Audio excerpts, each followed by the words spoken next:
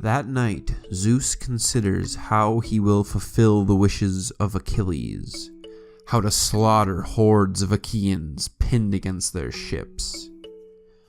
He decides to send a dream to Agamemnon, telling him that the time to take Troy is now.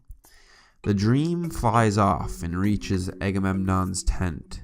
It takes on the voice and form of old Nestor. "Still asleep, Agamemnon, the son of Atreus, that skilled breaker of horses?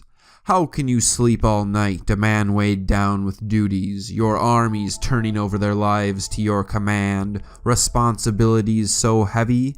Listen to me, quickly. I bring you a message sent by Zeus a world away, but he has you in his heart. He pities you now. Zeus commands you to arm your long-haired Achaeans, to attack at once, full force. Now you can take the broad streets of Troy. The immortal gods who hold Olympus clash no more. Hera's appeals have brought them round, and all agree griefs from Zeus are about to crush the men of Troy. But keep this message firmly in your mind. Remember, let no loss of memory overcome you when the sweet grip of slumber sets you free." When Agamemnon wakes, he gets dressed and commands the heralds to call the Achaeans to full assembly. While the soldiers are gathering, Agamemnon meets with his chief advisors beside the ship of Nestor. He tells them of the dream and urges them to get the Achaeans ready for an assault. But first, Agamemnon says, he will test the men with a challenge, telling them that it is time to go home. Once all the Achaeans have been assembled, Agamemnon comes before them and speaks. "Friends, fighting Danaans, aids in arms of Ares, Cronos' son has trapped me in madness, blinding ruin. Zeus is a harsh, cruel god. He vowed to me long ago, he bowed his head, that I should never embark for home till I had brought the walls of Ilium crashing down. But now I see he only plotted brutal treachery. Now he commands me back to Argos in disgrace, whole regiments of my men destroyed in battle. So it must please his overweening heart. Who knows? Father Zeus has lopped the crowns of 1,000 cities, true, and Zeus will lop still more. His power is too great. What humiliation, even for generations still to come, to learn that Achaean armies so strong, so vast, fought a futile war. We are still fighting it, no end in sight, in battling forces we outnumber by far. Say that Trojans and Argives both agreed to swear a peace, to seal their oaths in blood, and opposing sides were tallied out in full. Count one by one the Trojans who live in Troy, but count our Achaeans out by 10-man squads, and each squad pick a Trojan to pour its wine. Many Achaean tens would lack their steward then. That's how far we outnumber them, I'd say, Achaeans to Trojans, the men who hail from Troy at least. But they have allies called from countless cities, fighters brandishing spears who block my way, who throw me far off course, thwarting my will to plunder Ilium's rugged walls. And now 9 years of almighty Zeus have marched by, our ship timbers rot, and the cables snap and fray, and across the sea our wives and helpless children wait in the halls, wait for our return. And we? Our work drags on, unfinished as always, hopeless, the labor of war that brought us here to Troy. So come, follow my orders, all obey me now, cut and run, sail home to the fatherland we love, we'll never take the broad streets of Troy.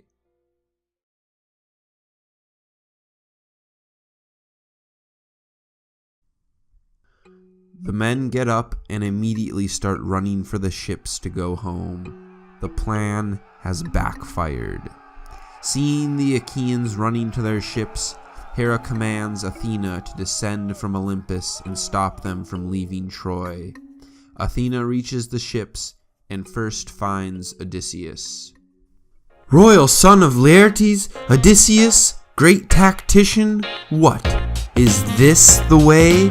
All you Argives flying home to your fatherland, tumbling into your oar-swept ships, leaving Priam and all the men of Troy a trophy to glory over, Helen of Argos, Helen for whom so many Argives lost their lives in Troy, far from native land? No, don't give up now. Range the Achaean ranks with your winning words. Hold back each man you find. Don't let them haul their rolling ships to sea." So Odysseus obeys the gray-eyed goddess and runs off, throwing away his cape. He comes upon Agamemnon and takes his royal scepter.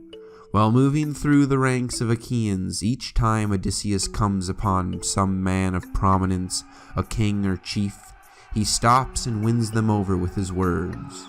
Odysseus reminds the leading men of the expedition about the council where Agamemnon had just stated that he was going to test the Achaeans.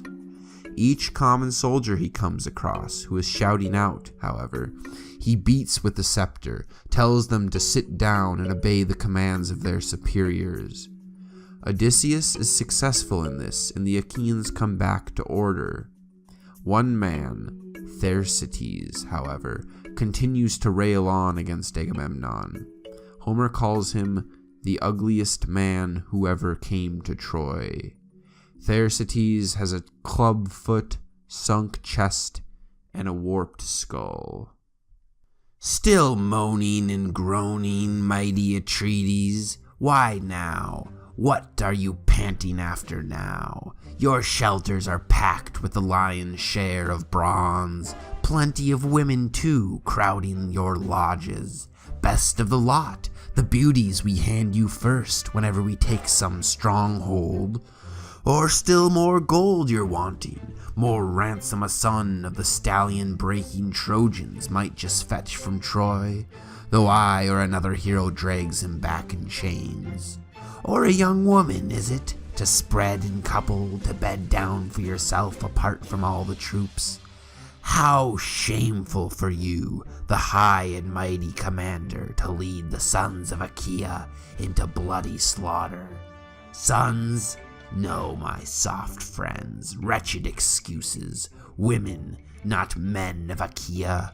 Home we go in our ships. Abandon him here in Troy to wallow in all his prizes. He'll see if the likes of us have propped him up or not. Look, now it's Achilles. A greater man he disgraces, seizes and keeps his prize, tears her away himself. But no gall in Achilles. Achilles lets it go. If not Atreides, that outrage would have been your last." Odysseus rebukes Thersites and hits him across the back and shoulders, leaving him in tears and with a bloody welt, inciting laughter in the ranks and approval of Odysseus in his ways. Odysseus, with Athena at his side, urges the Achaeans, insulting them, then commending their ability to stay at Troy for 9 years, to hold out a little longer, reminding them of the prophecy that Calchas gave just before the war started. Odysseus is able to fire up the spirits of the Achaeans. Nestor joins in, first chastising the Achaeans and asking them what all the vows and oaths were for.